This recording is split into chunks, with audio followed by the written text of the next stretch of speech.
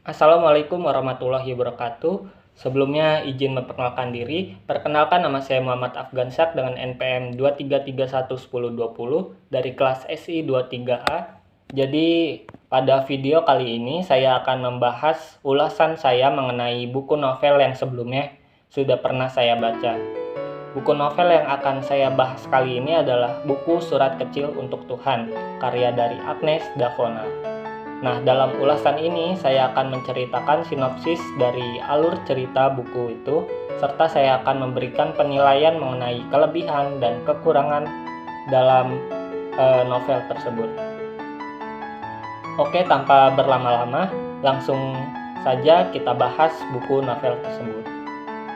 Oke, yang pertama saya bahas adalah sinopsis dari buku novel Surat Kecil untuk Tuhan, karya dari Agnes Davona.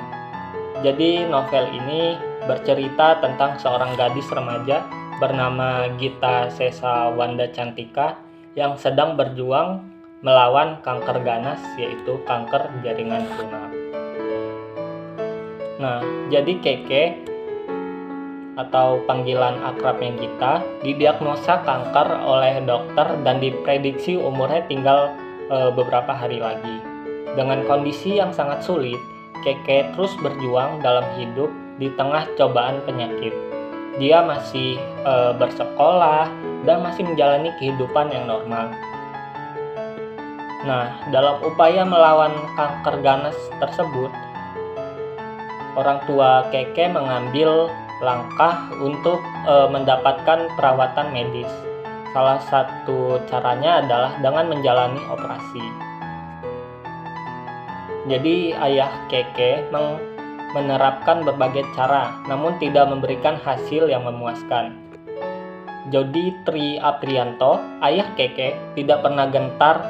Ia terus berjuang keras untuk menyembuhkan kembali buah hati kesayangannya. Tahap penyembuhan sudah mencapai tahap pergantian obat di mana-mana di Indonesia. Sayangnya upaya tersebut belum membuahkan hasil yang baik. Pada akhirnya langkah selanjutnya diambil dengan harapan besar akan kesembuhan Keke. Langkah pengobatan yang dimaksud atas saran dokter adalah kemoterapi.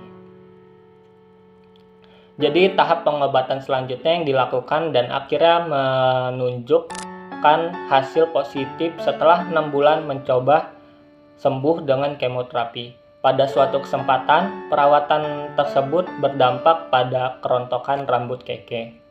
Sejauh ini telah menjalani 25 putaran kemoterapi. Berkat usaha penyembuhan yang Keke lalui, akhirnya dia bisa lebih lama hidup setelah vonis mati yang diberikan dokter kepadanya. Di tengah kegembiraan Keke, ayahnya dan teman-temannya, kanker ganas kembali kambuh di dalam tubuh Keke. Akhirnya muncul di bagian alis sebelah kanan dan kemoterapi juga diberikan dan mengakibatkan Keke kehilangan semua rambut di kepalanya. Namun sayang, upaya kemoterapi tidak lagi membuahkan hasil karena sel kanker di tubuh Keke menjadi kebal terhadap pengobatan kemoterapi. Upaya pemulihan dilakukan dengan membawa Keke ke Singapura untuk pengobatan. Dokter menyarankan agar Keke dioperasi sekembalinya ke Indonesia. Kanker mulai menyebar ke jantung, paru-paru, dan beberapa bagian tubuh lainnya. Kondisi Keke semakin memburuk sejak kanker ganas kembali menyerang tubuhnya. Ia kembali dirawat di RSCM dan koma selama 3 hari. Setelah berbagai upaya tim medis yang merawat Keke, akhirnya Keke menghembuskan nafas terakhir. Di hembusan nafas terakhirnya, Keke menulis surat kecil yang dikirimkan kepada Tuhan. Surat itu berisi kebesaran hati Keke yang ikhlas menerima apapun yang terjadi padanya. Dalam surat tersebut, ia juga berharap di dunia ini tidak lagi ada orang yang menderita penyakit seperti dirinya. Keke menghembuskan nafas terakhirnya pada 25 Desember 2006. bertepatan dengan berakhirnya puasa Ramadan dan menjelang Hari Raya Idul Fitri. Selanjutnya saya akan memaparkan kelebihan dari buku Surat Kecil untuk Tuhan karya Agnes Davonar. Kelebihan yang menonjol dari buku Surat Kecil untuk Tuhan karya Agnes Davonar terletak pada gaya bahasa yang digunakan dalam naskah atau dialognya.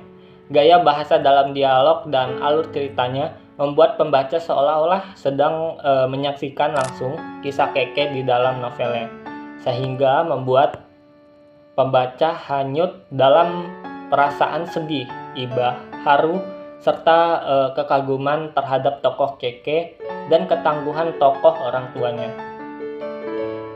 Selain itu, kelebihan novel ini terletak pada kenyataan bahwa ceritanya didasarkan pada kehidupan nyata. Fiksi dalam novel hanya mencerminkan dalam improvisasi, dalam dialog, dan naskah. Selebihnya adalah kebesaran yang diungkapkan dalam novel. Untuk membuktikan keaslian novel ini, penulis juga memaparkan beberapa foto asli Keke menghadapi kanker ganas hingga hari meninggalnya Keke itu. Dalam novel ini juga banyak pesan moral yang tersirat, antara lain kesabaran, pantang menyerah, ketekunan, dan lain sebagainya.